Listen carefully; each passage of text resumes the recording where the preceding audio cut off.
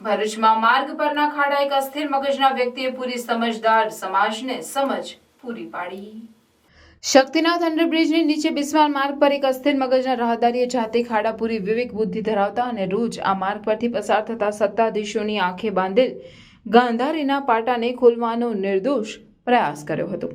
સલામ છે આ અસ્થિર મગજના સતેજ માનવીને.